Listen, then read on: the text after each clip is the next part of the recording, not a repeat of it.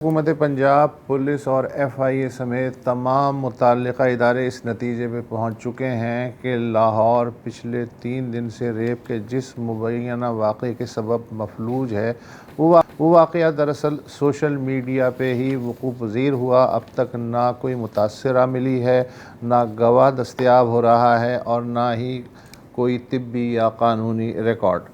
تاہم آج اس واقعے کی تپش لاہور سے زیادہ گجرات شہر میں محسوس ہوئی۔ ہمارے ڈان ٹی وی کے نامہ نگار برائے گجرات عاصم رضا، انہوں نے جو ہمیں تفصیلات بھیجی ہیں اس کے مطابق پنجاب کالج سمیت دیگر کالجوں کے مشتعل طلباء نے کالج کے بوائز کیمپس اور کچھ ہی فاصلے پہ واقع گرلز کیمپس کی عمارت پہ حلہ بول دیا۔ فرنیچر، گیٹ، دروازے، کمپیوٹرز، کھڑکیاں جو بھی ہاتھ لگا تہس نہس کرنے کی کوشش ہوئی۔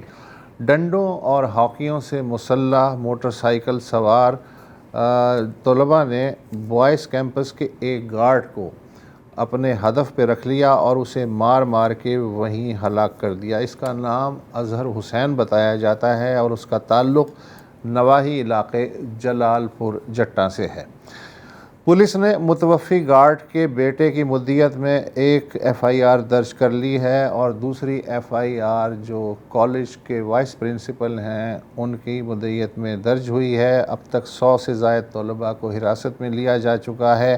ان میں سے 42 کو دونوں ایف آئی آرز میں نامزد کیا گیا ہے، جبکہ 200 سے زائد نامعلوم افراد کا بھی ایف آئی آر میں تذکرہ ہے۔ پولیس دیگر کی تلاش میں چھاپے مار رہی ہے۔ ضلعی انتظامیہ نے حالات کی سنگینی کے پیش نظر 3 دن کے لیے تمام سرکاری اور نجی کالجز بند کرنے کا سرکولر جاری کیا ہے۔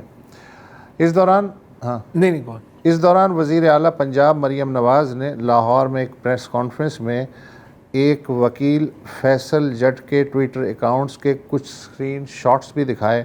وزیر اعلیٰ کا کہنا تھا کہ یہاں سے سوشل میڈیا پہ افواہ جنگل کی آگ کی طرح پھیلنا شروع ہوئی۔ فیصل جٹ کے ایک اسکرین شاٹ پہ لکھا ہے کہ جس لڑکی کے ساتھ ریپ ہوا وہ آئی سی یو میں داخل تھی اور وہاں اس کی موت واقع ہو گئی۔ بتایا گیا ہے کہ فیصل جٹ ایک سیاسی جماعت کا سرگرم رکن بھی ہے۔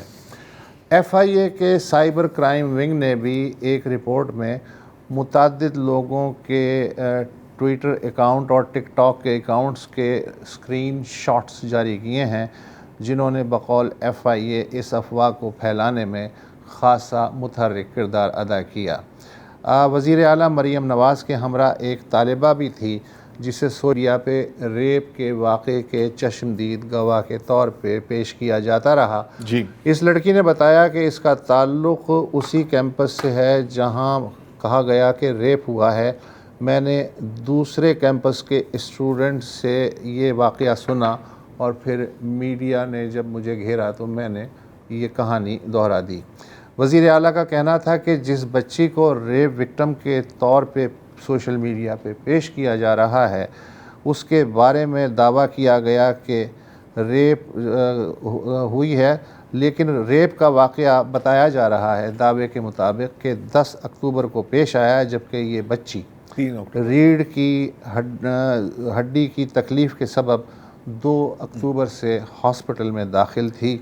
یہ ریپ وکٹم نہیں تھی بلکہ اس کے بہانے سیاسی مقاصد حاصل کرنے کی کوشش کی گئی۔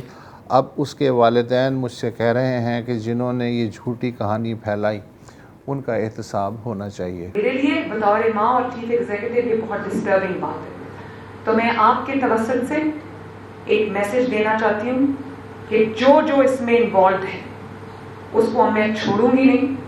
جو اس کے اندر صحافی انوالوڈ ہے، ولاگر انوالوڈ ہے، جو اکاؤنٹس اس میں انوالوڈ ہے، جس نے یہ پرووک کرنے کی کوشش کی ہے، جس نے یہ انسائٹ کرنے کی کوشش کی ہے، جس نے اس بچی کو اس کے والدین کو بدنام کرنے کی کوشش کی ہے، سارا آپ کے سامنے یہ پورے اکاؤنٹس ہم نے نکلوا لیے ہیں۔ ان کے خلاف کریک ڈاؤن ہوگا، کیونکہ یہ میری بات نہیں ہے، میرے اوپر آپ جو مرضی بات کریں، میں ریاکٹ نہیں کرتی، لیکن جہاں پر کسی کی بیٹی کا سوال آ گیا، کسی عزت دار خاندان کا سوال آ گیا، تو یہ میں ہونے نہیں دوں گی انشاءاللہ۔ इस हद तक आपकी सियासत अगर गिर गई है तो आपको चेहरा अपना शीशे में घनाना, आईने में चेहरा देखना है। वज़ीर आला ने कहा कि अब पंजाब हुकूमत इस केस की मुद्दई है और वाक़यात के तमाम किरदारों के ख़िलाफ़ कार्रवाई होगी।